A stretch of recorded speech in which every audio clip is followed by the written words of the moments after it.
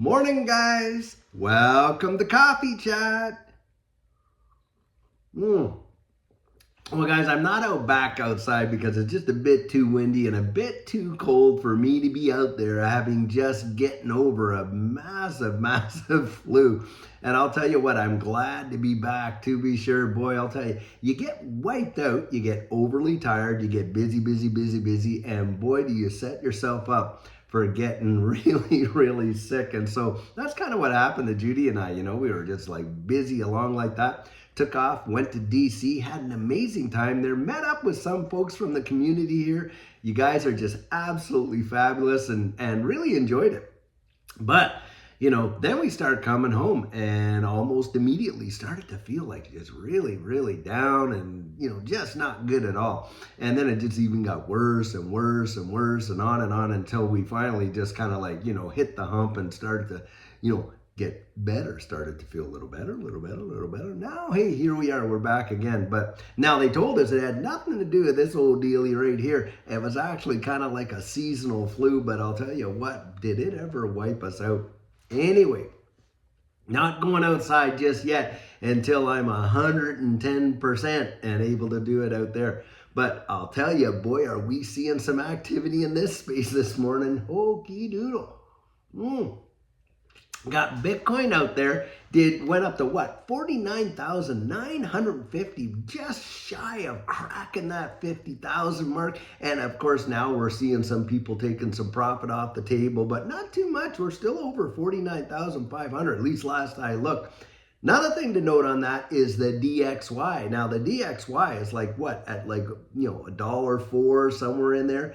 And it's looking like it could come back, but it might just roll. And if it rolls, guys, I think we're gonna see this space just literally take off. And in fact, you're also seeing a big pump in tech stock right now as well. Now this week, guys, this week is going to be big. Why? Well, we got a lot of numbers that are going to be coming out this week, both here on this side and over in Europe and the UK as well. And we're talking about, of course, a lot of the CPI numbers and the inflation numbers and all that. And that's going to have a major impact on the policy of, do they keep keeping rates flat like they're doing, or are they going to absolutely drop them? Now, guys, it's my estimation that they probably were just going to keep them just going right along with the way they are. But if there's a big change in the CPI where they say, oh yeah, no, inflation's come down, which most of us know is an absolute hogwash anyway, statistic. But if they do that, then they may very well start dropping interest rates. And if they do drop them, I think they'll be dropping them by 25 basis points at a time over time. And if that happens, guys, I think we're going to see one of the biggest moves in this space that we have been waiting for a long time. And not only because I think this 2024 and as we move forward towards the election and of course into 2025, I think is going to probably represent one of the biggest bull runs that we have ever seen in this space. The last one, the one that happened in 2021, was just a blip in comparison to what happened prior. And I think that what's going to come next is we're going to see something just so absolutely ridiculous that most people they won't even understand it truly. And I'll tell you one thing right here from personal experience, it is very difficult to digest when you see bull run moves. And the one that Judy and I really saw life change come from was even a really big one. We literally saw, like where we were going, we saw some major moves, to be sure. But even under those circumstances, nothing near what had seen in the past. And if we get anything like 2017, like a lot of these TA guys are saying, hokey doodle dandy, it will be absolutely crazy. And this is why I'm really always out and encouraging people, look, take the time, whatever time it takes for you to discipline yourself and get yourself ready and develop a solid plan for your strategy of either getting out or if you're going to stay in, the reasons why, and on, because The mental game that you are going to face is going to literally blow you away. Most people, they sit there and they think, oh yeah, when it gets to this price, I'll do this, I'll do that, I'll do it. No, you won't. You will not. Most of you won't. And how do I know that? Because we were there. Now look, I'm coming at this from a real world perspective, having been an investigative officer in the financial world, and all that kind of stuff. Aggressive tax planning, special enforcement, all this. Boy, did I ever think my mind was as discipline could be. But like I say, nothing prepared Judy and I for that emotional roller coaster that we experienced that last bull run, guys, because it happened so fast. It literally, it goes along, it starts to rise, and then it just goes absolutely nuts. Most of those gains that we experienced happened within a period of 3 to 4 weeks. Boof, boof, just like that. And if you're not ready for it, I'm going to tell you what, you're going to be taken out by it. I know so many folks, literally know people that watch their portfolios rise up, become worth over $1 million, 7 figures, and rode it all the way back down. And you'll say to yourself, that would never happen to me. I would never. These people were not, snowflakey, nonsensical people. No, they were very intelligent individuals. And it's because the way this market works, and you got to know how to beat them at their own game, guys. That's why I'm always encouraging people, get out there and take the time, and you'll thank yourself forever for taking that time to get out there and get a plan in place and develop an exit strategy for yourself that is going to really work. And that's why I encourage that so much. What we're seeing, I believe, represents probably one of the greatest opportunities that we as average folks will ever see in generations, or have ever seen in generations. Excuse me, there, still got a bit of a cough. But needless to say, that what we're seeing right now in this digital asset space, and of course how the wide world is literally evolving into this new digital economy, that represents, in my mind, probably the greatest opportunity that average people just like you and I have to see something that, generations before us never even got to see. Generational wealth changing opportunities. Boy, I'll tell you, and when you try to talk to people about it and they just think, you're a snake oil salesman or this or that. And they literally are denying the very facts that you put right in front of their face, how our monetary system is changing. Literally what you're seeing in the markets in terms of the stock markets and the tokenization of real world assets. I mean, that in and of itself is a telltale.